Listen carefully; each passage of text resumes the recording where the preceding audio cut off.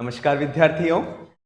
आज की क्लास जो है श्रीमद् भागवत गीता, जो कि वास्तव में भारतीय जो संस्कृति साहित्य है, उस भारतीय संस्कृति साहित्य में भी अगर बात करें तो कर्म करने के लिए जो नित्य प्रेरित करती है, ऐसी भागवत गीता है। और उसमें भी जो भागवत गीता का जो हमारे पाठ्यक्रम में शामिल किया गया हमारे पाठ्यक्रम में, वो है श्रीमद् भागवत गीता का दूसरा अध्याय, जिसको सांख्य योग के नाम से जाना जाता है। का अपर नाम ज्ञान योग है। इन सारी चीजों की बातें और इनके श्लोक, इन श्लोकों की व्याख्या हम आज की क्लास के माध्यम से करेंगे। तो आइए आज की क्लास को प्रारंभ करते हैं। और उस क्लास में गीता जो है, उस गीता का वक्ता कौन है और उसके श्रोता कौन है। तो इसमें सबसे पहली बात करें, दूसरे अध्याय के जो वक्ता हैं वह भगवान श्री कृष्ण है, और इसके श्रोता जो हैं वह कौन है, तो अर्जुन है। जब कुरुक्षेत्र में जो अर्जुन था वह युद्ध से विमुख होता है, अपने क्षत्रियोचित धर्म से विमुख होता है, उस समय भगवान कृष्ण जो है वह वहां पर दोनों सेनाओं के बीच में खड़े रह करके वह अर्जुन को उपदेश देते हैं कि हे अर्जुन, तो अशोचानन्व शोचत्वम प्रज्ञावादाश्च भाषते, अर्थात जो शोक जिसके लिए करना नहीं है उसके लिए तुम शोक कर रहे हो और विद्वानों जैसे वचन बोल रहे हो। ऐसी जो बातें हैं, ये सारे बहुत सारी उद्देश्य जो हैं, उपदेश जो है वह अर्जुन कृष्ण है, वह अर्जुन को कहते हैं। और इन सारी चीजों को आज हम आज की क्लास के माध्यम से देखते हैं। चलिए, तो दूसरा अध्याय है उसके बारे में प्रारंभ करते हैं। तो दूसरा अध्याय जो है भागवत गीता, तो गीता सबसे पहली बात ली कहां से गई है, तो गीता जो है वह श्री महाभारत जो है, जिसके रचयिता वेद व्यास है, उस महाभारत का भीष्म पर्व है। कौन सा पर्व है? भीष्म पर्व। उस पर्व का क्रमांक कौन सा है, तो छठा क्रमांक है। कौन से पर्व? ये जो है छठा पर्व, और छठा पर्व कौन सा है? भीष्म पर्व। और भीष्म पर्व का अध्याय 25 से लगा करके 42, भीष्म पर्व का अध्याय 25 से लगा करके 42, अर्थात कुल 18 अध्याय। कितने हुए? कुल 18 अध्याय। इन 18 अध्यायों में भागवत गीता जो है वह निबद्ध है। इसमें श्लोकों की बात करें तो श्लोकों की जो संख्या है वह है 700 श्लोक। कितने श्लोक हैं भागवत गीता में? 700 श्लोक हैं। और ये प्रश्न बार बार पूछा जाता है, भागवत गीता कौन से पर्व से ली गई है? कहां से ली गई है? महाभारत से ली गई है। कौन से पर्व से ली गई है? भीष्म पर्व से ली गई है। भीष्म पर्व महाभारत का कौन सा पर्व है? छठा पर्व है। ये चीज आपको याद हो जानी चाहिए। एकदम सरल सी बात है, लेकिन वहां पर एग्जामिनेशन का जो डिप्रेशन होता है, उस डिप्रेशन में जाकर के हम इस चीज को गलत कर बैठते हैं। लेकिन ऐसे क्वेश्चन गलत नहीं होने चाहिए। 18 अध्याय और श्लोक 700 है, ये चीज हमें पता होना चाहिए। और इसके वक्ता जो है वह कौन है? भगवान श्री कृष्ण। भगवान श्री कृष्ण इसके वक्ता है। इसके जो श्रोता हैं वह अर्जुन, प्रथापुत्र अर्जुन जो है वह इसके वक्ता, इसके श्रोता हैं। और इस भागवत गीता के रचनाकार वेदव्यास इसलिए हैं क्योंकि महाभारत के रचयिता कौन? महाभारत के रचयिता कौन है? वेदव्यास है। और गीता जो है वह महाभारत के ही जो छठा पर्व है, महाभारत का ही छठा पर्व भीष्म पर्व से लिया गया है। इसलिए इसके रचयिता जो हैं गीता के, वह भी वेदव्यास है। क्या होता है जब भगवान कृष्ण को यह पता चलता है कि अर्जुन जो है वह अपने जो कर्म है उन कर्मों से विमुख हो रहे हैं, तब वह महाभारत का युद्ध जब प्रारंभ हो रहा था, उस युद्ध के पहले दिन युद्ध का प्रारंभ होने वाला था, उससे कुछ समय पहले भगवान कृष्ण अर्जुन को उपदेश देते हैं। और उस दिन जो दिन था वह था मार्गशीर्ष शुक्ला एकादशी। कौन सा दिन था?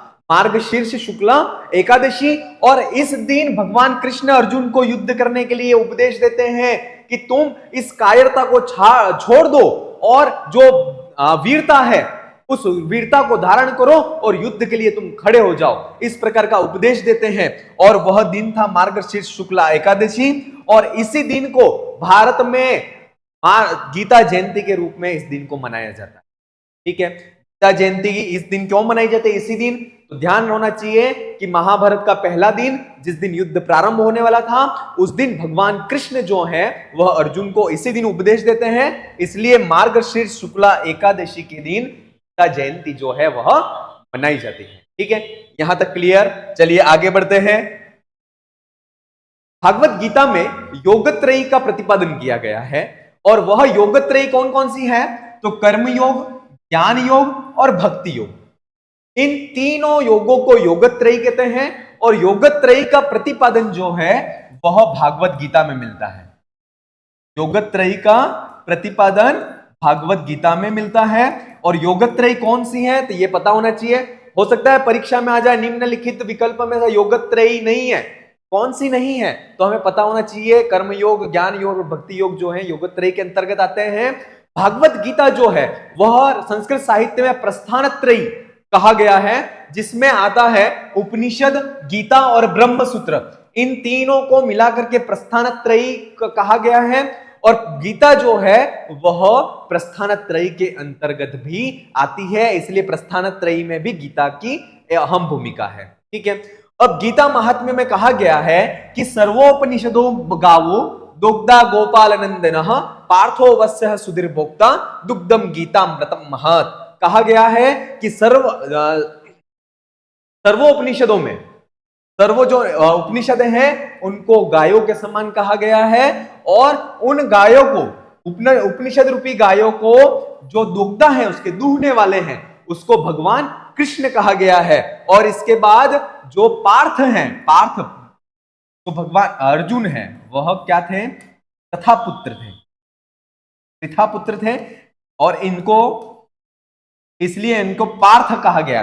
तो पार्थो माने जो अर्जुन है वह अर्जुन गोवत्स के समान है, और दुग्धम गीतामृतम महत्, और जो गीतामृत रूपी जो दुग्ध है वह एकदम श्रेष्ठ है। और उसका भोक्ता कौन है? उसका भोग, उस अमृत रूपी दुग्ध का, गीतामृत रूपी दुग्ध का भोक्ता कौन है? तो सुधीर मतलब जो विद्वान लोग हैं वह इसके भोक्ता कहे गए हैं। ये याद रखना किसके महात्म्य में कहा गया है? तो गीता के लिए कहा गया है। और इसका जो अर्थ है वह अपन ने देख लिया कि सर्वोपनिषद में जो सर्व उपनिषद हैं उनको गायों की संज्ञा दी गई है, और उन उपनिषद रूपी गायों के जो दुग्धा है वह भगवान कृष्ण है।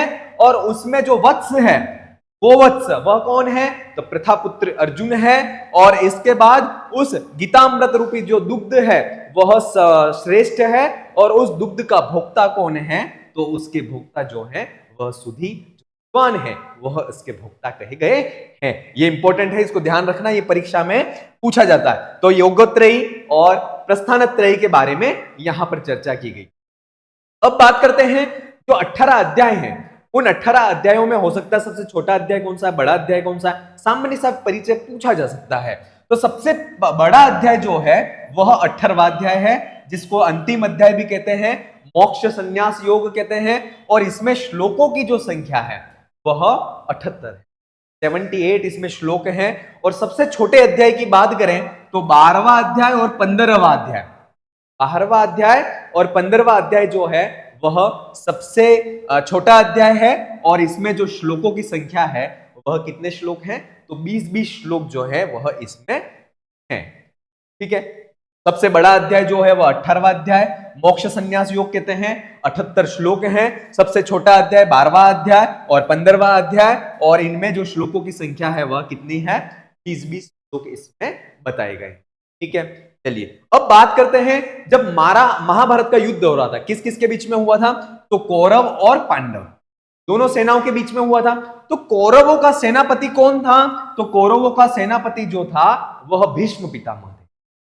और अर्जुन युद्ध नहीं करने का कारण यह भी बताते हैं कि भगवान कृष्ण से कहते हैं कि हे मधुसूदन, हे अरिसूदन, जो भीष्म और द्रोण जो हैं, भीष्म और जो द्रोण हैं, द्रोणाचार्य मतलब, वह तो हमारे गुरु हैं, पूजा के योग्य हैं, और उनके प्रति मैं अपने इशू भी मतलब बाणों के द्वारा मैं युद्ध कैसे करूं, अर्थात मैं युद्ध नहीं कर सकता। इस प्रकार से वह वहां पर कहते भी हैं। तो कौरव सेनापति जो है वह कौन है? भीष्म पितामह है। और पांडव सेनापति वह कौन है? तो अर्जुन जो है वह पांडव सेनापति कहे गए हैं। ठीक है, यहां तक क्लियर? जहां मतलब सारी चीजें एकदम क्लियर कर रहा हूं। देखो भागवत गीता, मैं तो कहूंगा संस्कृत साहित्य, व्याकरण में गलती के होने की चांस हो सकते हैं, लेकिन साहित्य जो है वह एक ऐसा विषय है जो कि फैक्ट है।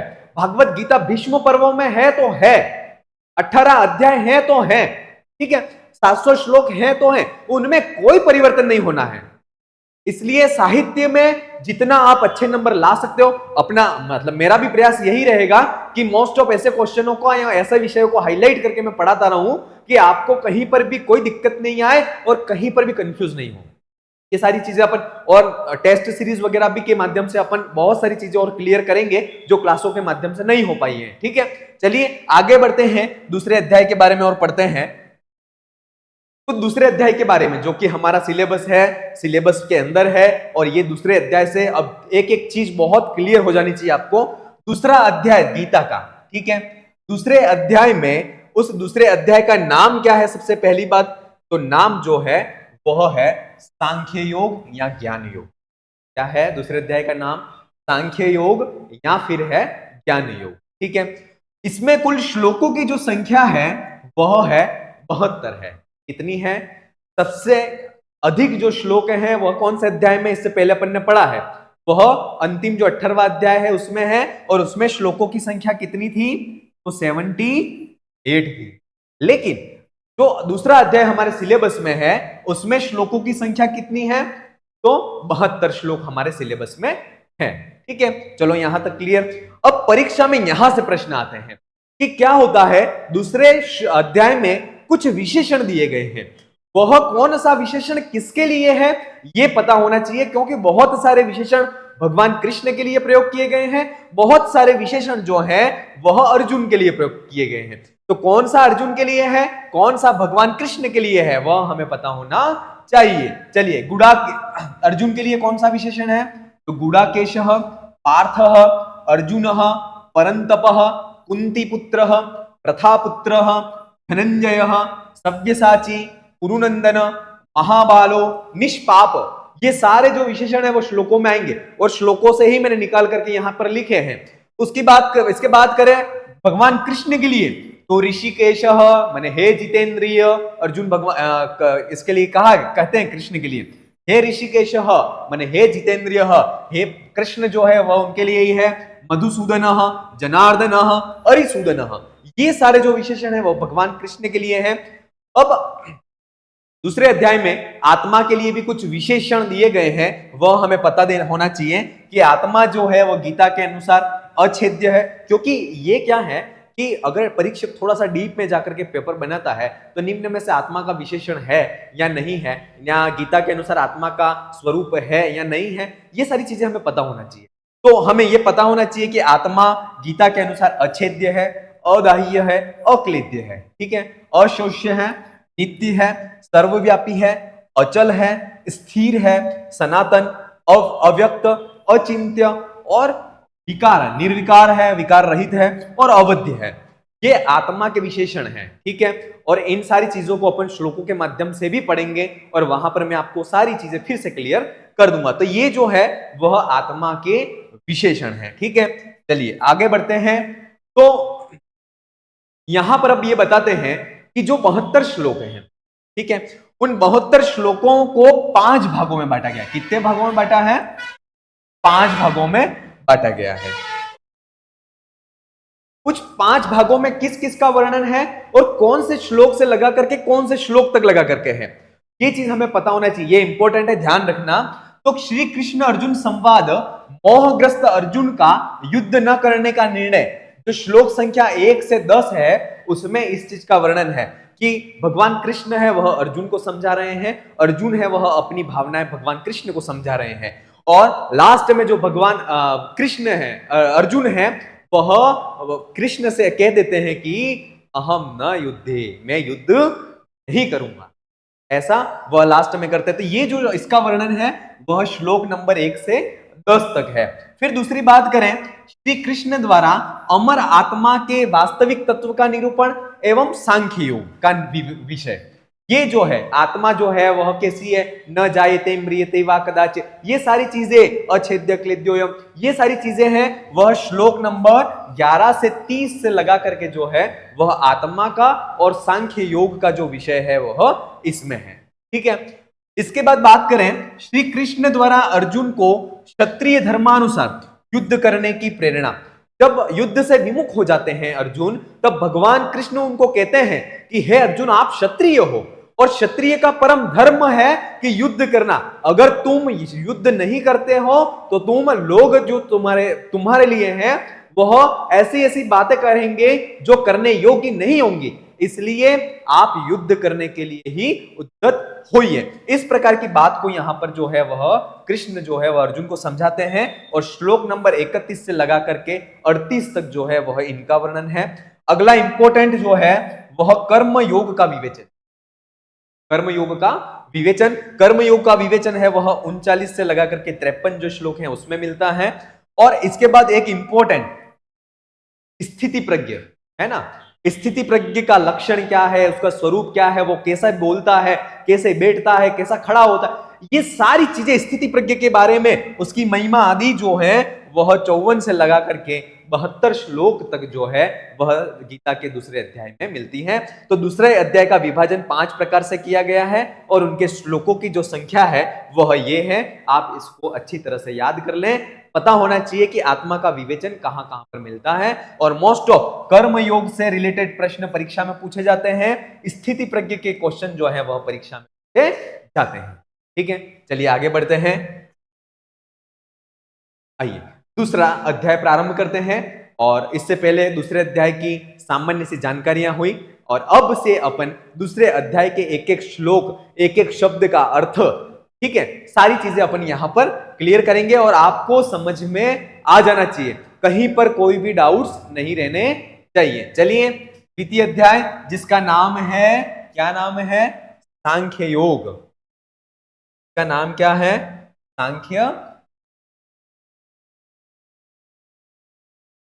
सांख्य योग या फिर है ज्ञान योग, ये इसका नाम है। ठीक है, चलिए इसमें अनुष्टुप छंद है, तम तथा कृपयाविष्टम अश्रुपूर्णा कुलेक्षणम विषिदन्तः मिदं वाक्यम उवाचः मधुसूदनम। तथा इस प्रकार से कृपया आविष्ट, करुणा से व्याप्त है जो ऐसा, अश्रुपूर्णा कुलेक्षणम, जिसके आंखें जो हैं वह आंसुओं से भरी हुई हैं, कुलेक्षणम और जो व्याकुल है ऐसा, विषिदंतम विषाद से युक्त है, उस विषाद से युक्त मधुसूदन जो भगवान कृष्ण है, उन्होंने तम ऐसे उस अर्जुन को वाक्यम उवाच, वाक्यों को कहा। क्या कहा, तथा मने उस प्रकार से, कृपया मने जो करुणा से आविष्टम व्याप्त है, अश्रुपूर्णा कुलेक्षणम जिसके नेत्र जो है वह आंसुओं से परिपूर्ण है, व्याकुल चित्त वाला हो गया है, विषिदंतम ऐसे विषाद से युक्त जो है, ऐसे तम अर्जुनम उस अर्जुन को, मधुसूदन जो भगवान कृष्ण थे, उन्होंने इदम वाक्यम उवाच, यह वाक्य कहे। क्या वाक्य कहे वो अगले श्लोक में बताएंगे कि उन्होंने क्या कहना प्रारंभ किया। तो कहते हैं ये भागवत गीता का दूसरे अध्याय का पहला श्लोक है कि तथा इस प्रकार से कृपयाविष्टम अर्थात जो करुणा से व्याप्त है, जिसके अंदर करुणा भरी हुई है, ऐसे अश्रुपूर्णा कुलेक्षणम जिसके आंखों में आंसू भरे हुए हैं, अश्रुओं से पूर्ण जिनकी आंखें हैं और जो व्याकुल चित्त वाला है, ऐसे उस तम मने अर्जुन, कैसा अर्जुन, तो विषिदंतम अर्थात जो विषाद से युक्त है, ऐसे उस विषाद से युक्त तम उस अर्जुन को मधुसूदन भगवान जो कृष्ण है उन्होंने वाक्यम उवाच, वाक्यों को कहा। क्या वाक्य कहे तो आगे के श्लोक में अपन देखते हैं। चलिए अब कहते हैं, कुतस्त्वा कश्मलमिदम विषमे समुपस्थितम अनार्य जुष्टम अस्वर्ग्यम अकीर्तिकर अर्जुनम। अब भगवान कृष्ण कहते हैं अर्जुन से, क्या कहते हैं कि अर्जुन हे प्रथापुत्र अर्जुन, त्वाम मने आपको, अनार्य जुष्टम अर्थात श्रेष्ठ जो वीर लोग हैं, क्षत्रियों के द्वारा जो उचित मार्ग है, ठीक है, ऐसे मार्ग का व्यवहार नहीं करने वाले, अस्वर्ग्यम और जो स्वर्ग को नहीं देने वाला है, अकीर्तिकरः और जो अपमान मतलब हमारी कीर्ति को नहीं करने वाला है, ऐसा इदम कश्मलम, इदम मने यह, कश्मलम मने दोष है, उस दोष को त्वाम तुम विषमे मतलब इस विषम समय में, इस अनुचित समय में, कुतः कहां से, समुपस्थितम तुम प्राप्त हो या तुम वहां पर कहते हैं कि भगवान कृष्ण कहते हैं कि अर्जुन अर्थात हे अर्जुन, अनार्य जुष्टम अर्थात अनार्य मतलब श्रेष्ठ लोगों के द्वारा जो निंदित है ऐसा, और अस्वर्गम जो स्वर्ग को नहीं देने वाला है, अकीर्तिकरः और जो तुम्हारी कीर्ति को नहीं करने वाला है, तुम्हारा अपयश करने वाला है, तुम्हारा अपमान करने वाला है, ऐसा जो इदम यह, कश्मलम मतलब जो दोष है, ऐसा जो मार्ग है ना, ऐसा दोष है, ऐसा जो मार्ग है, ऐसे उसको त्वाम तुम विषमे मतलब इस विषम समय में, इस अनुचित समय में, कुतः कैसे समुपस्थितम तुम कैसे उपस्थित हो, अर्थात तुम कैसे युद्ध नहीं करने का निर्णय ले रहे हो, वो भी इस अनुचित समय में, मतलब अभी तो युद्ध करना अनुचित है क्योंकि अभी स्थितियां ऐसी बनी हुई हैं कि तुम्हें युद्ध करना ही है, लेकिन तुम ऐसे अनुचित समय में ऐसे कश्मलम ऐसे दोष को कैसे प्राप्त हो गए हो कि जो कि न तो श्रेष्ठ लोगों के द्वारा आचरित है, अर्थात अनार्य जुष्ट न तो श्रेष्ठ लोगों के द्वारा आचरित है, अस्वर्गम न वह स्वर्ग को देने वाला है, अकीर्तिकर न ही वह कीर्ति को करने वाला है, ऐसे इस दोष को तुम कैसे प्राप्त हो गए, ऐसा भगवान उनसे कृष्ण अर्जुन से पूछते हैं। चलिए आगे बढ़ते हैं। क्लेब्यम मास्मगम पार्थ नेतत्वम युत्पद्यते शुद्रम हृदय दौर्बल्यम त्यक्तोष्ठा परंतपः। अब कहते हैं कि परंतपः बने हैं शत्रुओं को नष्ट करने वाले भगवान अर्जुन, शत्रुओं को नष्ट करने वाले अर्जुन, तुम क्या करो, क्लेब्यम मास्मगमः अर्थात तुम नपुंसकता को प्राप्त नहीं होइए, क्यों, क्योंकि न त्वयि उत्पद्यते अर्थात यह तुम्हारे लिए उचित नहीं है, तुम्हारे लिए यह उचित नहीं है, इसलिए तुम उस नपुंसकता को मास्मगम अर्थात कायरोल वाला जो व्यवहार है उसको प्राप्त मत होइए। तो कहते हैं परंतप हे अर्जुन, कैसे अर्जुन, परंतप ये अर्जुन का विशेषण है, का विशेषण है अर्जुन का, परंतप मतलब शत्रुओं को जो तप्त करने वाले हैं, व्यथित करने वाले हैं, ऐसे परंतप क्लेब्यम मास्मगम नपुंसकता को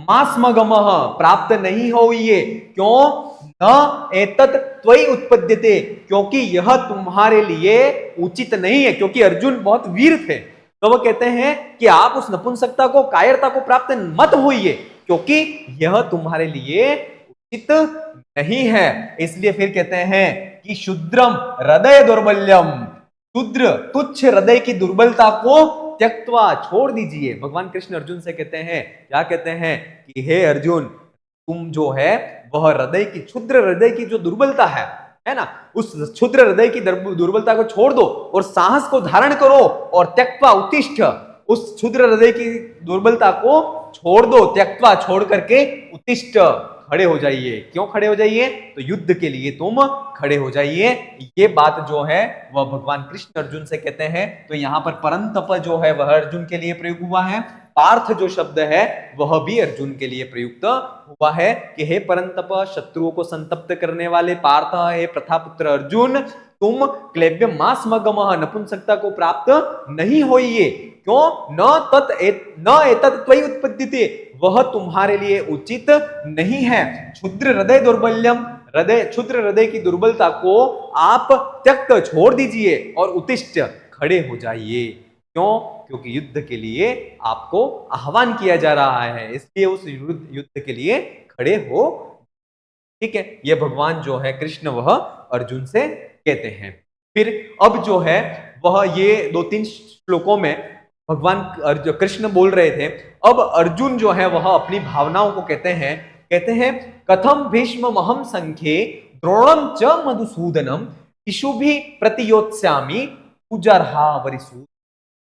अब कहते हैं कि कथम मधुसूदन, हे मधुसूदन, हे भगवान कृष्ण, कृष्ण से कहते हैं कि मधुसूदन हे भगवान कृष्ण, अहम मैं संख्ये माने युद्ध में भीष्म द्रोणम च, भीष्म और द्रोणाचार्य के प्रति इशुभि बाणों के द्वारा इशुभि प्रतियोत्स्यामि, कथम प्रतियोत्स्यामि, बाणों के द्वारा मैं कैसे उनसे युद्ध करूंगा। क्यों?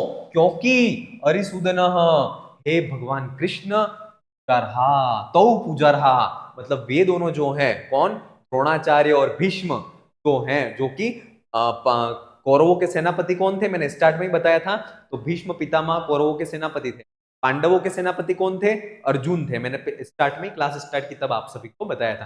देखो बच्चों, आपको कहीं पर भी कोई डाउट नहीं, जहां पर मैं हाईलाइट करके पढ़ा रहा हूं ना, वहां पर आपको बहुत अच्छी तरह से पूरे डेडिकेशन के साथ और अटेंशन के साथ उसको सुनना है।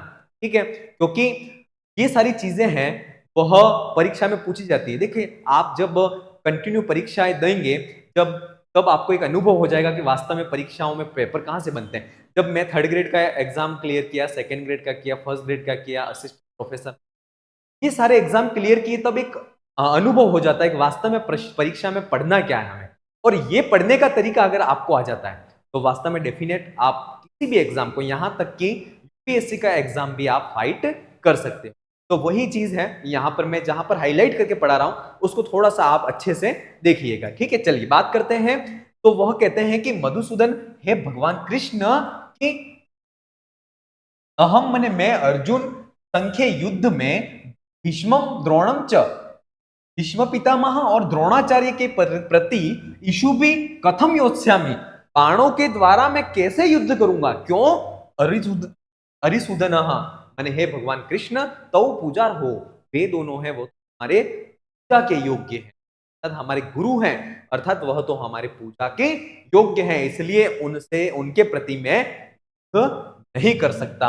ऐसा भगवान अर्जुन है वह भगवान कृष्ण से कहते हैं। फिर कहते हैं, अब यहां पर जो है छंद, इससे पहले तक अनुष्टुप था, अब यहां पर जो है छंद है वह कौन सा है? उपजाति छंद। कौन सा छंद है? उपजाति।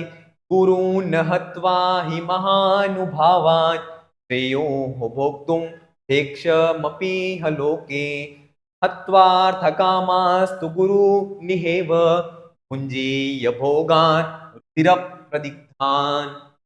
ये उपजाति छंद है। अब यहां पर कह रहे हैं कि महानुभावान गुरुन् हत्वा, महानुभाव जो श्रेष्ठ पद में स्थित है, श्रेष्ठ प्रतिष्ठा में स्थित है, ऐसे गुरुन् हत्वा, ऐसे जो गुरु हैं, कौन से गुरु? द्रोणाचार्य और भीष्म, ऐसे गुरुन् हत्वा, और ऐसे गुरुओं को मार करके इह लोके, इस लोक में श्रेष्ठ जो गुरु हैं उन गुरुओं को अहत्वा, यानी उनको नहीं मार करके, इह लोके मने इस लोक में, भिक्षम अपि, भिक्षा का अन्न भी, भोक्तुम खाने के लिए, श्रेय मैं अच्छा मानता हूं, ऐसे जो श्रेष्ठ पदों पर स्थित जो गुरु हैं उनको अहत्वा नहीं मार करके, इस जगत इस लोक में भिक्षा का अन्न जो है उससे अगर मैं मेरा भरण पोषण करूं तो उसको भी मैं श्रेष्ठ मानता हूं। ऐसा कौन कह रहा है ये बात? ये अर्जुन कह रहे हैं कृष्ण से। क्या कह रहे हैं? कि महानुभावा गुरु, श्रेष्ठ पदों में स्थित हैं ऐसे महानुभाव गुरुओं को अहत्वा नहीं मार करके, इह लोके इस लोक में, भेक्षम भिक्षा का जो अन्न है उसको, भोक्तुम खाने को भी मैं श्रेय समझता हूं, श्रेष्ठ मानता हूं। लेकिन क्या होता है? गुरुन हत्वा, इह गुरुन हत्वा, और गुरुओं को मार कर करके मैं रुधिर प्रतिदान, रुधिर मतलब खून आदि से लगे हुए भोगान अर्थात जो भोग है वो भुंज्य, भोगना जो है वह मैं, इस चीज को मैं श्रेष्ठ नहीं मानता। वह कहते हैं कि मैं जो है भिक्षा का जो अन्न है वह भी ग्रहण करना अच्छा मानता हूं, लेकिन गुरुन हत्वा, गुरुओं को मार करके, रुधिर प्रतिदान खून से लगे हुए उनको मार करके मैं क्या करूंगा? तो गुरुन निहेव, उन गुरुओं को हत्वार्थ मार करके मैं रुधिर प्रतिदान खून से लगे हुए भोगान जो भोग हैं उन्हीं को तो भुंज, मैं गुरुओं को नहीं मार करके इस दुनिया में भिक्षा का अन्न खा करके भी रहना मैं श्रेष्ठ मानता हूं, लेकिन गुरु हत्वा, मैं गुरुओं को हत्वा मार कर करके रुधिर प्रतिदान खून से लगे हुए जो भोग हैं उन भोगों को ही तो भोगूंगा, कि मैं उन भोगों को मानना श्रेष्ठ ही समझता हूं, इसलिए हे भगवान कृष्ण मैं युद्ध नहीं करूंगा, ऐसा वह कहते हैं। चलिए आगे। न चेतदिद्वं कतरन्नो गरीयो यद्वा जयेम यदि वा नो जयेयु याने वहत्वा न जिजीविषाम यस्ते अवस्थिता प्रमुखे, अवस्थिता प्रमुखे धात राष्ट्रा। अब कहते हैं, क्या कहते हैं कि एतत् न विद्वी, एतत् च न विद्वी, मैं यह नहीं जानता, क्या नहीं जानता? न कतरन, क्या कतरन करना गरीय श्रेष्ठ है, न एतद विद्वी, मैं यह नहीं जानता कि न मने क्या कतरन करना गरीय श्रेष्ठ है, यद वा जयेम, और ये भी नहीं जानता कि वयम जयेम हम जीतेंगे, अथवा नो मने वे यदि जयेयु वे हमें जीतेंगे, अर्थात मैं यह नहीं जानता कि क्या करना श्रेष्ठ है, और यह भी नहीं जानता कि वो उनको हम जीतेंगे या वो हमको जीतेंगे, ये भी नहीं जानता, और यान एवह हत्वा न जिजीविषास्ते, अर्थात अब ये न जिसको मार करके, ये न हत्वा जिनको मार करके न जिजीविषामः मैं जीने की ही इच्छा नहीं करता हूं, ऐसे ते मने वे धात राष्ट्रा जो कौरव हैं वह प्रमुखा सामने प्रमुख अवस्थिता खड़े हैं।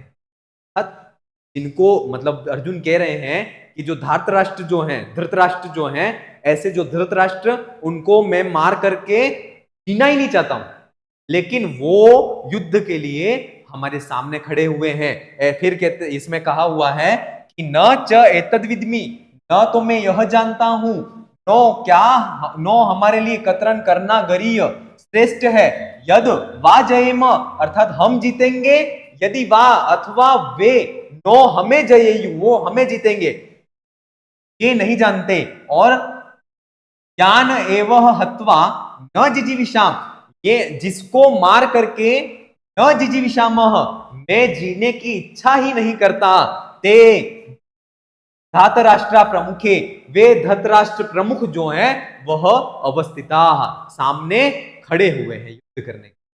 ये भगवान अर्जुन जो है वह भगवान कृष्ण से कहते हैं कि इसलिए मैं युद्ध नहीं करूंगा। चलिए आगे बढ़ते हैं।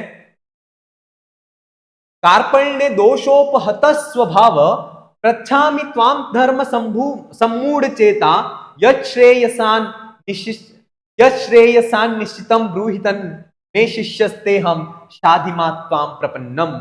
अब यहां फिर कहते हैं उपजाति छंद में क्या कहते हैं कि कार्पण्य दोषोपहत स्वभाव, कायरता रूपी दोष से मेरा जो स्वभाव है वह नष्ट हो गया है, कायरता रूपी दोष के द्वारा जो मेरा वास्तविक स्वभाव है वह हतः नष्ट हो गया है, और धर्म सम्मूढ़ चेतः अर्थात धर्म के विषय में जो मोहित हुआ है ऐसे चित्त वाला, त्वाम प्रच्छामि ऐसे चित्त वाला अहम मने मैं अर्जुन त्वाम पृच्छामि आपसे पूछता हूं, यद श्रेय तो अश्रेय मने कल्याणकारक है, त्याग मेरे लिए, निश्चितम मने जो, यद मने जो, निश्चितम निश्चित रूप से, श्रेय कल्याणकारक स्यात है, तन में ब्रूहि वह बात मुझे कहिए। अर्थात जो बात है वह मेरे लिए कल्याणकारक है, हितकारक है, वह बात मुझे कहिए। शिष्यस्ते, ते शिष्य, भगवान अर्जुन, अर्जुन है वह भगवान कृष्ण से कहते हैं ते शिष्य, अर्थात मैं आपका शिष्य हूं, और अहम माम त्वाम शादी, और मुझे आप जो है वह शादी मैंने शिक्षा दीजिए।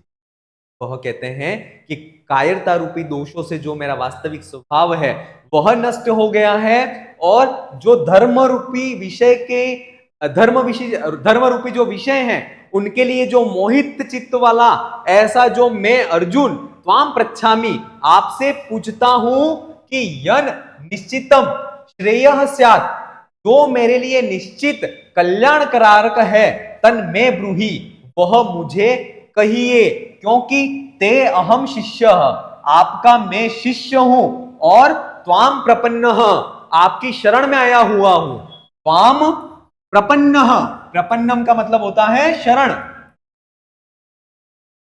त्वाम प्रपन्नम आपकी शरण में आया हुआ हूं, इसलिए माम शादी मुझे आप शिक्षा दीजिए। इस प्रकार से भगवान जो कृष्ण है वह अर्जुन, जो अर्जुन है वह कृष्ण से कहते हैं। वास्तव में गीता के एक एक श्लोक में बहुत सार भरा हुआ है ना। गीता को एक एक श्लोक में बहुत सार भरा हुआ है, और उसको हमें वास्तविक जीवन में भी स्वीकारना चाहिए। चलिए आगे बढ़ते हैं अगले श्लोक की तरफ। नहीं प्रपच्चामि ममापनुद्यात् यच्छोकमुच्छोषणम् इंद्रियाणाम् अवाप्य भूमा सपत्नमृद्धम राज्यम सुराणामपिशा मपिचाधिपत्यम, राज्यम सुराणाम मपिचाधिपत्यम। ठीक है, अब यहां पर कह रहे हैं, क्या कह रहे हैं कि भूमो मतलब इस पृथ्वी पर, असपत्ना रिद्धम मतलब शत्रुओं से सहित, रिद्धम मने धन धान्य आदि को प्राप्त करके। ठीक है, ऐसे भूमो मने इस पृथ्वी पर, असपत्नम शत्रुओं से रहित, रिद्धम मने धन धान्य आदि को, राज्यम ऐसा राज्य को प्राप्त करके, और सुराणा मतलब देवताओं के आधिपत्यम, देवताओं के शासन को भी अवाप्यम प्राप्त कर करके। अर्जुन अर्जुन कृष्ण से कह रहे हैं कि ये संपूर्ण पृथ्वी शत्रुओं से रहित और धन धान्य को देने वाली ऐसी मैं प्राप्त कर लूं, और देवताओं के राज्य को, देवताओं जैसे राज्य को भी मैं प्राप्त कर लूं, अवाप्यम प्राप्त करके, न ही पश्यामि मैं उसको नहीं देखता हूं। क्यों नहीं देखता हूं? क्योंकि यत मम इंद्रियाणाम, यत मम इंद्रियाणाम क्योंकि जो मेरे इंद्रियों का उच्छोषण, उच्छोषण मने जो सुखाने वाला है, शोषित करने वाला है, ऐसे शोकम जो शोक है, तो दुख है, उसको अनुपद्यात, वो अपनुद्यात अर्थात उसको दूर करने में समर्थ नहीं है। अर्थात इन शत्रुओं से रहित जो भूमि है उसको भी मैं प्राप्त कर लूं, देवताओं का जो शासन है उसको भी प्राप्त कर लूं, क्योंकि मैं उनको प्राप्त करने के बाद भी मैं उनको नहीं देखता हूं। क्यों नहीं देखता हूं? क्योंकि ये सारी चीजें समर्थ नहीं है जो मेरे सुख, मेरा जो शोक है उस शोक को नष्ट कर पाए या उस शोक को सुखा पाए, इसलिए मैं इन सारी चीजों को भी नहीं देखता हूं। ऐसा जो है वह अर्जुन जो है वह भगवान कृष्ण से कहते हैं ये। चलिए अगले श्लोक की तरफ बढ़ते हैं। एवं मुक्त्वा ऋषिकेशम गुडाकेश परंतपः न योत्स्यः इति गोविंदम उक्त्वा तुष्णीम बभूवः। ये सारी बात होने के बाद क्या होता है? संजय परंतपः अर्थात जो शत्रुओं को संतप्त करने वाला ऐसा जो अर्जुन है वह गुडाकेशः तो निद्रा को जीतने वाला है, ऐसा अर्जुन है। तो ऋषिकेश मने जो इंद्रियों को जीतने वाले, ऋषिकेश किसका विशेषण था? भगवान कृष्ण का।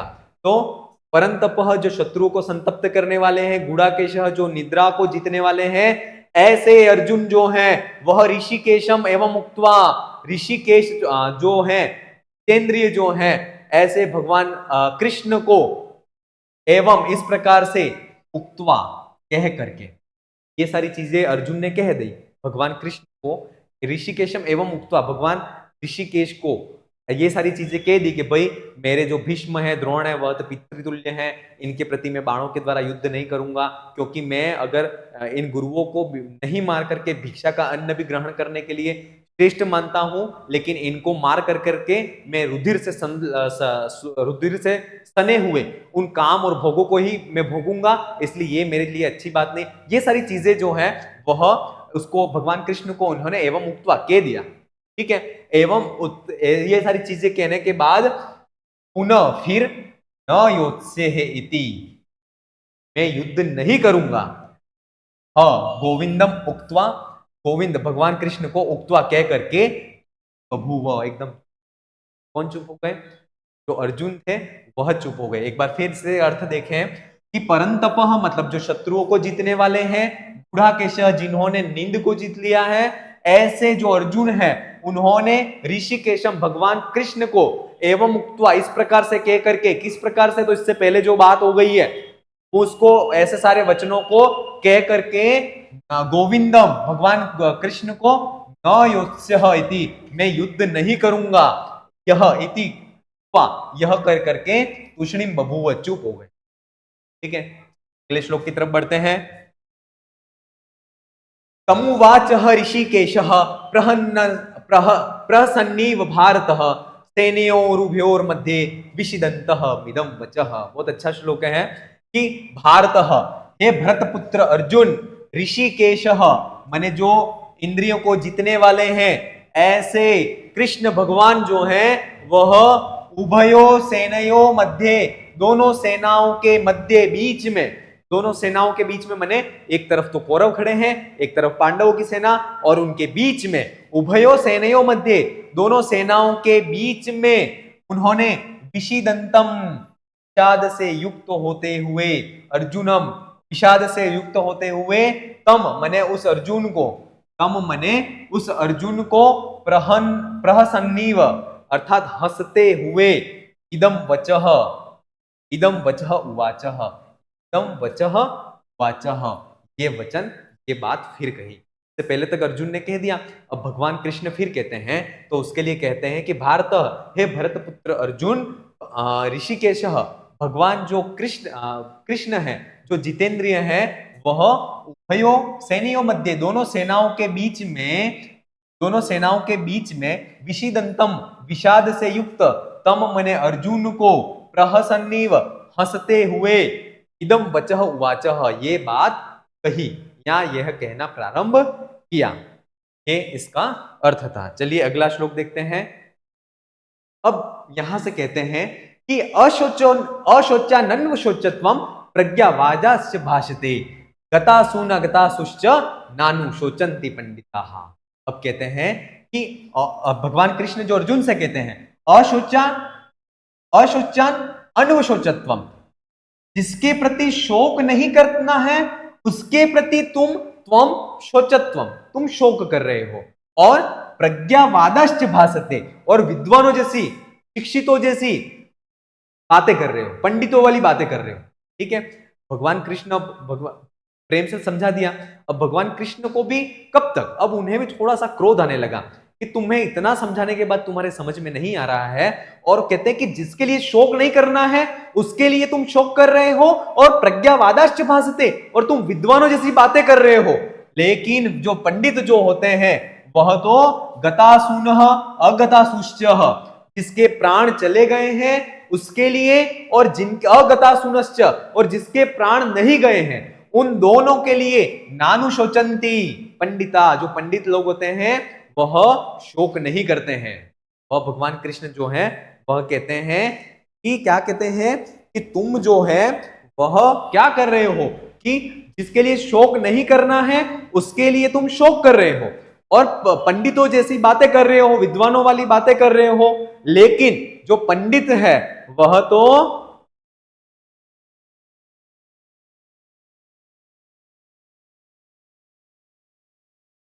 जिनके प्राण चले गए हैं और जिनके प्राण नहीं गए हैं, के प्राण चले गए हैं और जिनके प्राण नहीं गए हैं, उन दोनों के लिए पंडित जो है वह शोक को नहीं करते हैं। ठीक है, ये चीज यहां तक क्लियर। चलिए आगे बढ़ते हैं अगले श्लोक की तरफ। और वही भगवान कृष्ण जो है वह अर्जुन से फिर कहते हैं, न त्वेवाहम जातुनासम न त्वम नेमे जनाधिपा न चेवम न भविष्यामः सर्वे वयः मतः परम। अब फिर कहते हैं कि न तू एवं आह, न तो ऐसा है,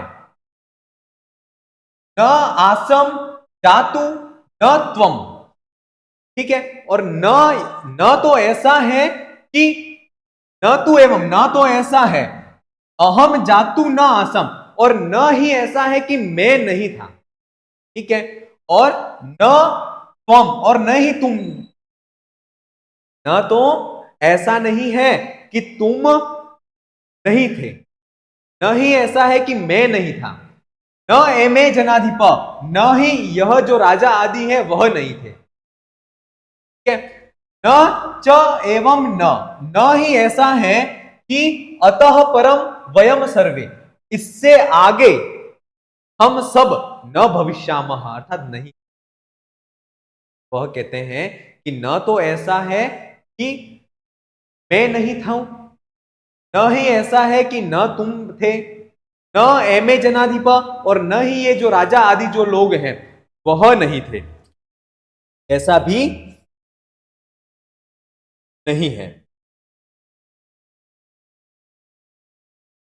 और इसके बाद न च एवं, न ऐसा है कि अतः परम वयम सर्वे न भविष्यामः, इसके बाद ऐसा भी नहीं है कि हम आगे न सभी लोग जो है न भविष्य में नहीं होंगे, ऐसा भी नहीं है, इसलिए तुम युद्ध को कीजिए। ऐसा जो है वह अर्जुन, भगवान कृष्ण जो है वह अर्जुन से कहते हैं कि ऐसा नहीं है कि मैं नहीं था, मैं नहीं हूं, और ऐसा भी नहीं है कि तुम नहीं थे, और न एमे जनाधिप, और ये जो राजा आदि है वह नहीं थे, ऐसा भी नहीं है, ये 100 लोग थे, और अतः परम, और इससे आगे वयम सर्वे न भविष्याम, हम सभी लोग नहीं होंगे, ऐसा भी नहीं है, इसलिए आप खड़े हो जाइए और युद्ध के लिए तैयार हो जाइए, ऐसा भगवान कृष्ण अर्जुन से कहते हैं। फिर कहते हैं, देहिनोस्मिन यथा देहे कौमारम यौवनम जरा तथा देहांतर प्राप्तिर धीर तत्र न मुह्यति। देखिए यहां पर जो धीर है, सज्जन है, पंडित है, प्रज्ञा है, ऐसे जो शब्द आते हैं उसको आपको ध्यान रखना है उस श्लोकों में कि वहां क्या आया है, क्योंकि हो सकता है कि ये रिक्त स्थान में प्रश्न पूछा जा सकता है, ठीक है, इसलिए इस चीज को याद रखना। यथा, अब यहां पर इसका अर्थ देखते हैं, यथा जिस प्रकार से देहिना, यथा मने जिस प्रकार से देहिना महीने जीवात्मा के देह शरीर में कौमारम यौवनम और जरा, बाल्यावस्था, किशोरावस्था और वृद्धावस्था, जिस प्रकार से जीवात्मा के शरीर में कौमारम कुमारावस्था, बाल्यावस्था, किशोरावस्था और वृद्धावस्था तथा होती है, तथा वैसे ही देहांतर प्राप्ति, तथा मने वैसे ही देहांतर मने दूसरे शरीर की प्राप्ति होती है, अर्थात मृत्यु के बाद आत्मा का नाश नहीं होता है, शरीर का ही नाश होकर के दूसरे शरीर की प्राप्ति होती है। धीरस तत् धीर तत्र न मुह्यति, जो धीर व्यक्ति है, जो धैर्यशाली है, वह उस विषय में न मुह्यति, अर्थात मोहित नहीं होता है, क्योंकि जो देही न, जो जीवात्मा है, उसके शरीर की 3 अवस्थाएं बताई गई है, याद रखना, देहिनः कति अवस्थाएं, तो 3 अवस्थाएं बताई गई हैं। देहे जो देहिनः अस्मिन् देहे कौमारः यौवनम जरा, कुमारावस्था, यौवनावस्था और वृद्धावस्था, ये 3 अवस्थाएं बताई गई हैं, और उसी प्रकार से देहांतर प्राप्ति, दूसरे शरीर की हमें प्राप्ति होती है, और धीरः जो धैर्यशाली व्यक्ति है, धैर्यशाली जो पुरुष है वह इनके इस विषय में मोहित नहीं होता है, इसलिए आपको भी इन विषय में मोहित नहीं होना है। चलिए आगे बढ़ते हैं। मात्रा स्पर्शास्तु कौन्तेय शीतोष्ण सुख दुःखदा आगमः पायिनो नित्या तास्तिष्वस्व भारत तितिक्षस्व भारत। अब कहते हैं कि कौन्तेय, हे कुंती पुत्र कौन्तेय, हे अर्जुन, शीतोष्ण सुख दुःखदा, शीत मने सर्दी, उष्ण मने गर्मी, सुख मने सुख और दुख को देने वाले, सर्दी गर्मी सुख दुख इनको देने वाले मात्र स्पर्शास्तु जो इंद्रियों के जो विषय हैं वह तो आगमः पायिनः मने उत्पन्न और नष्ट होने वाले हैं। ध्यान से अच्छे से इसका अर्थ देखना कि कौन्तेयः मने हे कुंती पुत्र, शीत मने सर्दी गर्मी सुख और दुख को देने वाले मात्र स्पर्शास्तु इंद्रियों के जो विषय हैं वह तो आगमः पायिनो अर्थात उत्पन्न और नष्ट होने वाले हैं, और अनित्यः मने वह अनित्य है। अतः इसलिए भारत है, हे भरत पुत्र भारत, अर्जुन, उन तान मने उन विषयों को तितिक्ष्व आप सहन कीजिए। आप उन इंद्रियों के विषय को जो कि कैसे हैं, अनित्य हैं और उत्पन्न होने वाले नित्य और विनाश होने वाले हैं, ऐसे होने वाले वह जो विषय हैं उनको आप सहन कीजिए। ऐसा जो भगवान कृष्ण है वह अर्जुन को कहते हैं कि जो शीत उष्ण सुख दुख इनको देने वाले जो इंद्रियों के विषय हैं वह तो कौनते हैं, कुंती पुत्र अर्जुन, आगमः पायिनो उत्पन्न होने वाले हैं और नष्ट होने वाले हैं, अनित्य हैं। इसलिए भारत, हे भारत पुत्र, हे भरत पुत्र अर्जुन, तान उन विषयों को तुम तितिक्ष्व मने आप उनको सहन कीजिए। ठीक है, अगले श्लोक की तरफ बढ़ते हैं। यम ही न व्यथयन्त्येति पुरुषं पुरुषर्षभ समः दुःख सुखम धीर सोमृतत्वाय कल्पते। सो अमृतत्वाय कल्पते, इंपॉर्टेंट है ये श्लोक कि वह अमृत तत्व को प्राप्ति करता है, उसको अमृत तत्व की प्राप्ति होती है। किसको? तो पुरुषर्षभ माने जो पुरुष श्रेष्ठ है, जो पुरुष श्रेष्ठ सुख दुख समम अर्थात सुख और दुख इन दोनों परिस्थितियों में समता को धारण करता है। यह धीर उस धीर व्यक्ति को ही न व्यथयन्ते, जो ये सुख और दुख जो है वह व्यथित नहीं करते हैं, दुखी नहीं करते हैं। उसको वह धीर जो व्यक्ति है वह अमृतत्वाय कल्पते, वह अमृत तत्व जो है मोक्ष तत्व है उस मोक्ष तत्व प्राप्त करता है। ही पुरुषर्षभ माने पुरुष श्रेष्ठ जो है समा दुख सुखम, यम सम दुख और सुख को जो समान समझता है, यम धीर जो समझता है, पुरुषम ऐसे पुरुष को एते न व्यथयन्ति मतलब जो इसके पहले जो इंद्रियों के जो विषय हैं वह व्यथित नहीं करते हैं। स अमृतत्वाय कल्पते, वह अमृत तत्व को, वह मोक्ष तत्व को कल्पते प्राप्त करता है। ठीक है, एक बार फिर, जो पुरुष श्रेष्ठ को सुख दुख जो है वह यम धीरम जो धीर व्यक्ति को न व्यथयन्ते जो व्यथित नहीं करते हैं, वह अमृतत्वाय कल्पते, वह अमृत तत्व को या मोक्ष तत्व प्राप्त करता है। चलिए आगे बढ़ते हैं। इंपॉर्टेंट श्लोक है, ना सतो विद्यते भावो ना भावो विद्यते सत। ये एज इट इज हमें याद कर लेना है। ना सतो विद्यते भावो ना भावो विद्यते सत उभयोरपि दृष्टन्तस् तत्वन्य उभयोरपि दृष्टन्तस् त्वनयोस्तत्वः दर्शिभिः। अब कहते हैं कि असतत्तु भावः न विद्यते, जो असत माने जो अनित्य है उस अनित्य का भाव माने अस्तित्व न विद्यते नहीं है। असत माने जो अनित्य है उसका भाव माने अस्तित्व न विद्यते नहीं है, और सत माने जो नित्य है उसका अभाव न विद्यते। जो सत माने जो नित्य है, ऐसे नित्य जो वस्तुएं हैं उनका अभाव न विद्यते, अभाव भी नहीं है। लाइन क्लियर है, बहुत इंपॉर्टेंट है। असत माने जो अनित्य है, असत है, उसका अस्तित्व नहीं है, उसका अस्तित्व नहीं है। और जो सत्य है, जो नित्य है, उसका अभाव न विद्यते, उसका अभाव भी नहीं है। उभयो अनयो, उभय माने इन दोनों चीजों को, उभयो अनयो इन दोनों को, अंतः उभयो अनयो अपि इन दोनों को भी, तत्व दर्शी भी, तत्व के जो दृष्टा हैं, जो तत्व दृष्टि जो ऋषि हैं, उन्होंने दृष्ट देखा है। उन्होंने इस चीज को, तत्वदर्शी भी, जो तत्व दृष्टा जो ऋषि हैं, इन्होंने इन दोनों चीजों को दृष्ट देखा है। ठीक है, क्या देखा है? तो असतः अनित्य वस्तु का भाव अस्तित्व न विद्यते नहीं है, और सत माने जो नित्य है, उस नित्य वस्तु का अभाव, जो नित्य है उसका अभाव न विद्यते, उसका अभाव भी नहीं है।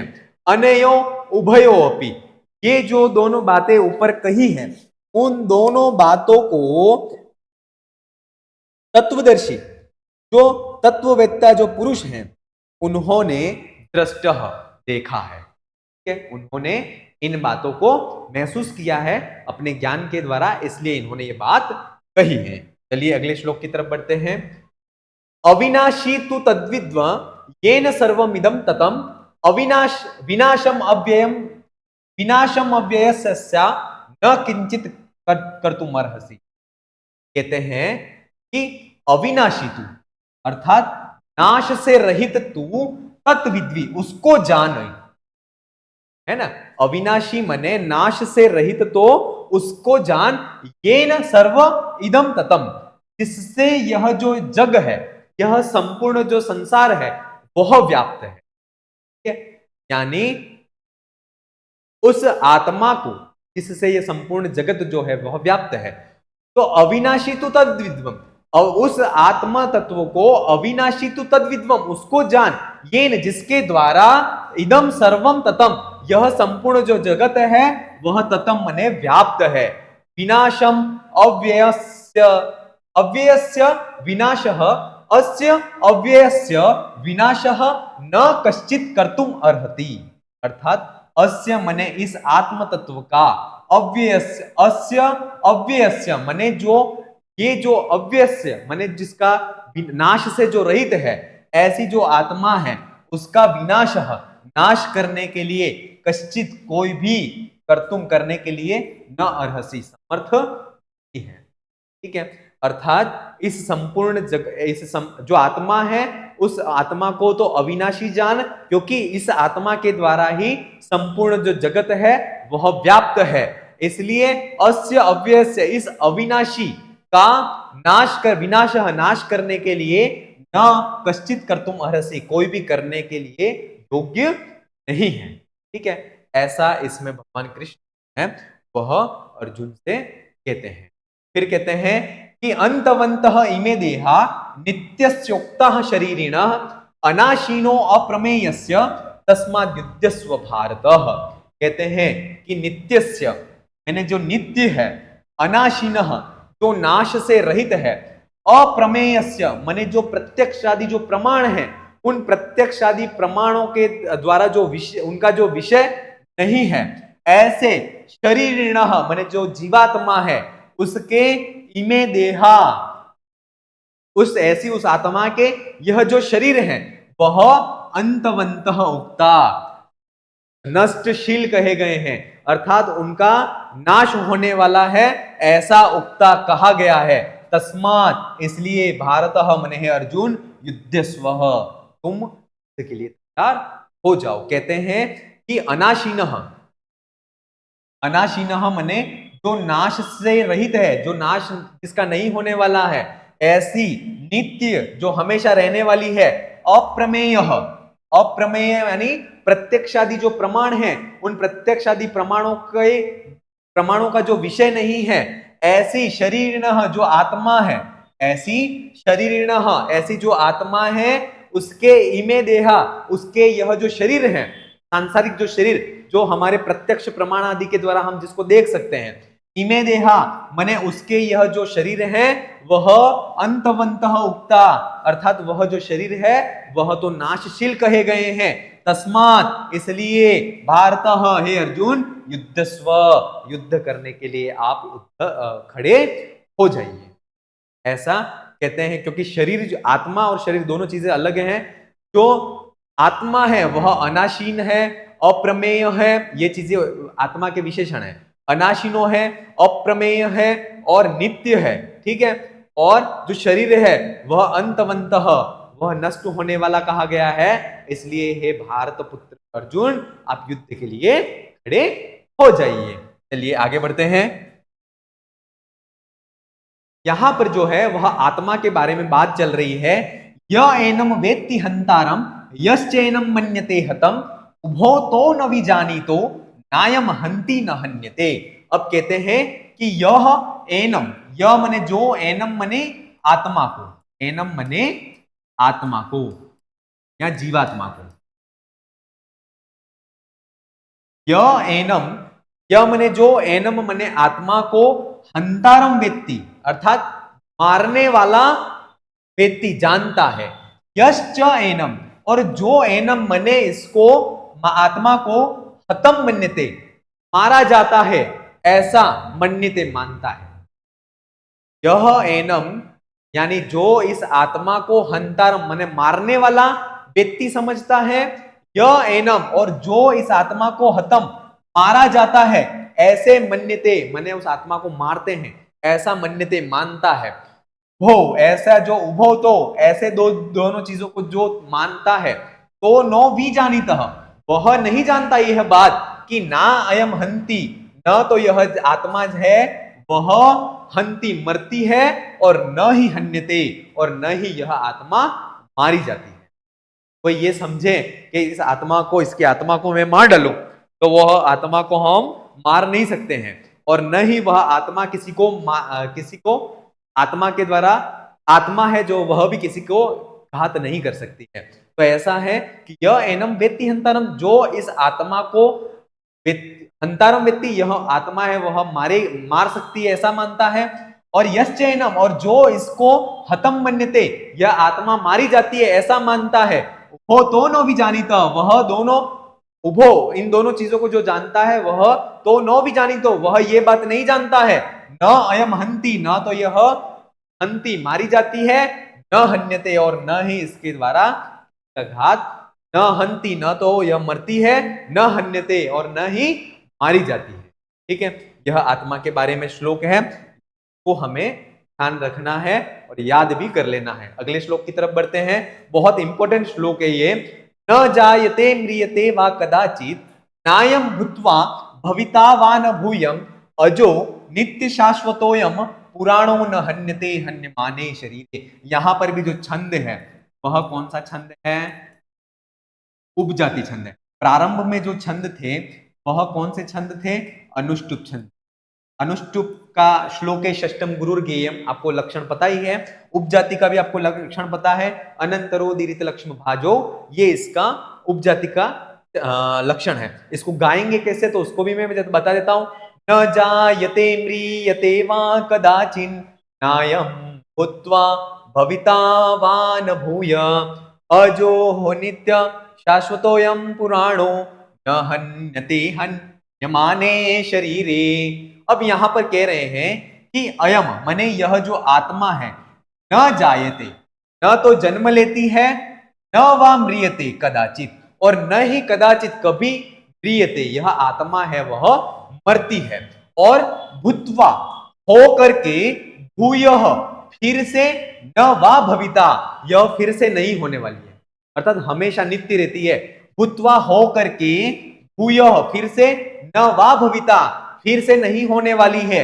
अजह अर्थात यह अजन्म है, नित्य है, शाश्वत माने सनातन है, पुराणो पुरातन है, और न हन्यते हन्य माने शरीरे, हन्य माने शरीरे न हन्यते, अर्थात शरीर का नाश करने पर भी न हन्यते, उसका नाश नहीं होता है। अपन ये समझे कि रामलाल जैसे है कोई, कि रामलाल को अपन मार डाले तो उसकी आत्मा भी मर जाएगी, तो रामलाल का शरीर मरेगा, उसकी आत्मा नहीं मरने वाली है। उसको अगर पानी में डाल दो तब भी उसकी आत्मा नहीं मरेगी, उसको अगर हवा के द्वारा सुखा दे तब भी नहीं मरेगी, या उसको शस्त्रों के द्वारा काट दे तब भी उसका शरीर कटेगा, उसकी आत्मा नहीं कटने वाली है। अगले श्लोकों में अपन फिर पढ़ेंगे। इसका एक बार फिर से अर्थ देख लें कि न जाए कदाचित कभी अयम यह आत्मा न जायते, न तो जन्म लेती है, न वा म्रियते और न ही मरती है, न अयम भूत्वा न यह हो करके भूय फिर से भविता होने वाली है,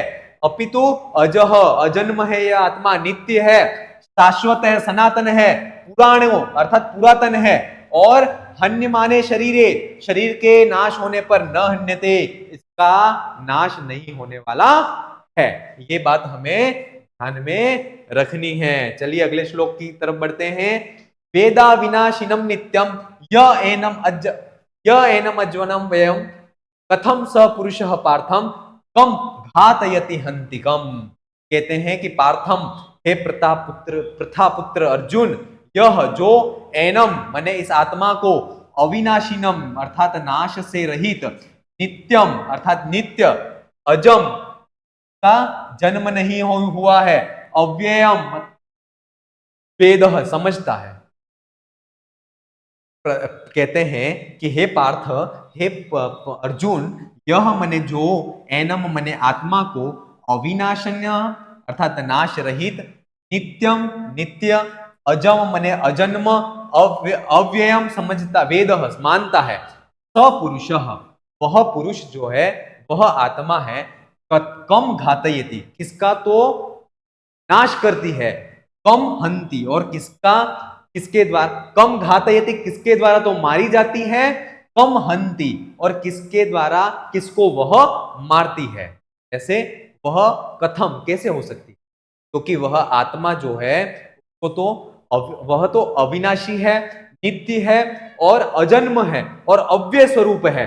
तो ऐसी जो आत्मा सपुरुष, ऐसी जो जीवात्मा है, वह उसको जीवात्मा को कम घातयति, कौन तो उसको किसके द्वारा तो वह घातयति मारी जा सकती है, और कम हंति कम हंति और कौन उसको मारने वाला हो सकता है, अर्थात उसको कोई भी मारने वाला और न ही उसके द्वारा कोई मारा जाता है। ठीक है, ऐसी वह आत्मा जो है उसको अविनाशी समझना चाहिए।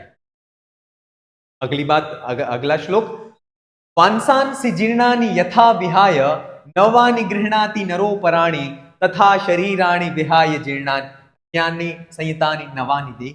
कहते हैं कि यथा नरः, जैसे नर माने जो पुरुष होता है, वह जीर्णानि वांसानि, जीर्णानि पुराने, वांसानि जो कपड़े हैं उनको विहाय छोड़ करके नवानि अपराणि गृह्णाति, नवानी मने नए, अपराणी दूसरों को ग्रहण कर लेता है।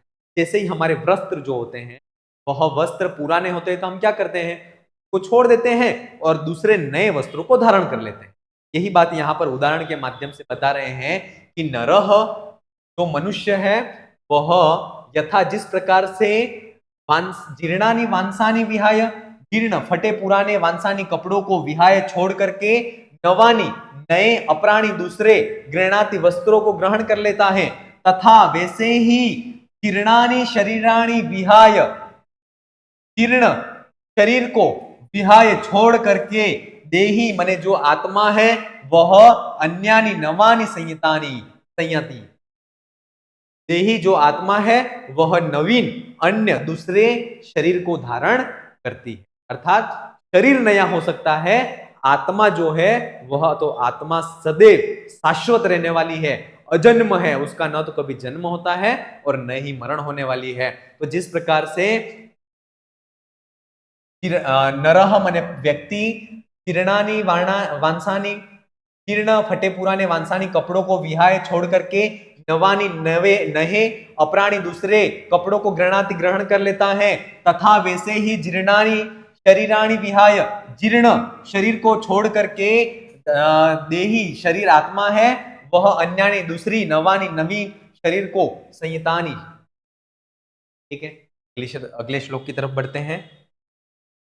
अब कहते हैं, नैनम छिंदन्ति शस्त्राणि नैनम दहति पावकः न चैनम क्लेदन्त्यापो न शोषयति मारुतः। अब कहते हैं कि न एनम छिन्दन्ति शस्त्राणि, एनम शस्त्राणि न छिन्दन्ति, इसको शस्त्र है वह तो न तो छेदन करते हैं आत्मा का, न एनम दहति, न एनम दहति पावक, न इसको, एनम मने आग को, पावक मने आग है वह दहति जलाती है।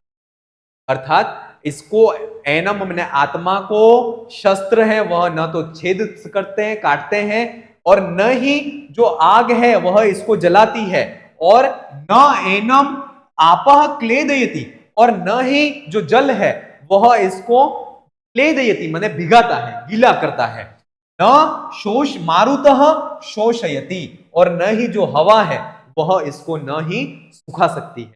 ऐसी आत्मा होती है कि इसको नैनम छिन्दन्ति शस्त्राणि, इसको जो शस्त्र है वह तो न छेद सकते हैं, न एनम दहति पावक, न ही इसको आग जो है वह दहति जला सकती है, न एनम, न ही इसको आपह माने जो जल है वह क्लेदयन्ति गीला कर सकता है, भिगा सकता है, और न ही मारुतः माने जो हवा है वह शोषयति, इसको गीला कर सकती, इसको सुखा सकती। ठीक है, अगले श्लोक तरफ बढ़ते हैं। अछेद्यो अयम अदाह्यो अयम अक्लेद्यो अयम अछेद्यो अयम अदाह्यो अयम अक्लेद्यो अयम अशोष्य एव च नित्यः सर्वगतस्थाणु रचलो अयम सनातनः।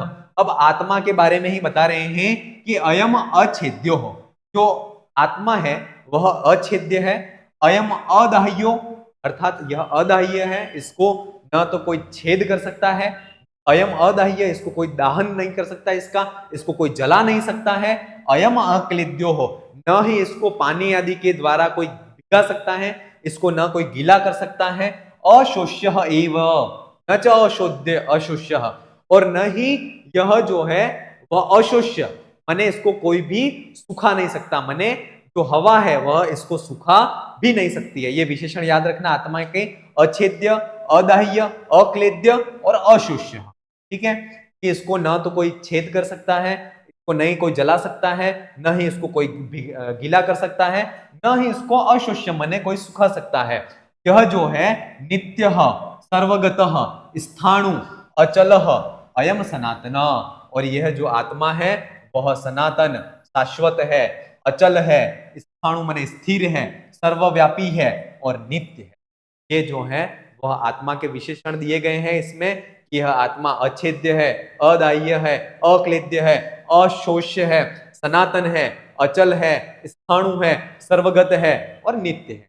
ये हमें पता है कि आत्मा ऐसी ऐसी कही गई है। चलिए अगले श्लोक की तरफ बढ़ते हैं। अव्यक्तो अयम अचिन्त्यो अयम अविकार्यो अयमुच्यते तस्मादेव विदित्वेन नानु शोचन्ति मर्हसि। फिर से कहते हैं कि अव्यक्तः अयम अव्यक्तः, यह जो आत्मा है वह अव्यक्त है, अयम अचिन्त्यः माने यह अचिन्त्य है, और अयम अविकार्यः अर्थात यह विकारों से रहित है, उच्यते ऐसी कही गई है। अयम अव्यक्तः अर्थात यह अव्यक्त है, अयम अचिन्त्यः यह अचिन्त्य है आत्मा, और अयम अविकार्य अर्थात यह विकारों से रहित है, निर्विकार उच्चते कही गई है। आत्मा जो है वह अव्यक्त, अचिन्त्य, अविकार्य उच्चते कही गई है।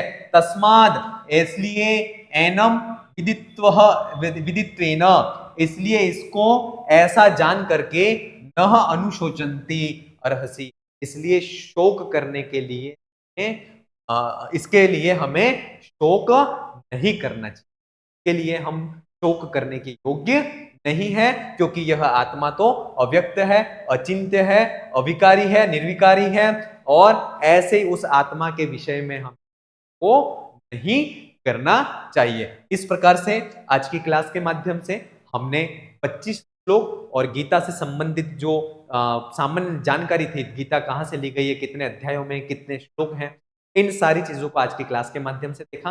अगली क्लास के साथ में फिर मिलेंगे।